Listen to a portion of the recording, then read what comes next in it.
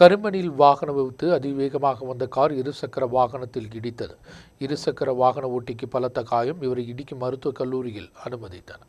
அடிமாலி குமிளி தேசிய நெடுஞ்சாலை கரும்பனுக்கும் அசோகா கவலைக்கும் இடையில்தான் வாகன விபத்து. பைக் பயணிக்கு பலத்த காயம். இடுக்கி தங்கமணி நிலவயில் பகுதியை சேர்ந்த தட்டம்பரம்பில் சன்னிதான் காயமடைந்தது. இடுக்கி மருத்துவக் கல்லூரியில் டாக்டர் பயணம் செய்த வாகனம்தான் விபத்திற்கு காரணம். மதியம் 12 மணிக்கு தான் விபத்து. சாலையோரத்தில் இருசக்கர வாகனத்தை நிறுத்தி மொபைல் போனில் பேசிக் கொண்டிருந்த சன்னியை அதிக வேகமாக வந்த கார் இடித்தது. சம்பவத்தில் கார் நிறுத்தாமல் அங்கிருந்து சென்றது. அங்குள்ள பொதுமக்கள் தான் காயமடைந்த சன்னியை இடுக்கி மருத்துவக் கல்லூரியில் அனுமதித்தது. சன்னியின் 2 குறுக்கெலும்புகளுக்கு காயங்கள் ஏற்பட்டுள்ளன. மெடிக்கல் காலேஜின் முதன்மை சிகிச்சைக்கு பின்பு மேல் சிகிச்சைக்காக சன்னியை தொடுபுழை தனியார் மருத்துவமனைக்கு மாற்றினர். விபத்திற்கு பின்பு நிறுத்தாமல் சென்ற வாகனம் காவல்துறையினர் கஸ்டடியில் எடுத்தனர். அதே நேரம் விபத்திற்கு காரணமான வாகனத்தின் விவரங்கள் அறிவிக்கவோ செய்திகளில் வெளிப்படுத்தவோ காவல்துறை தயாராகவில்லை.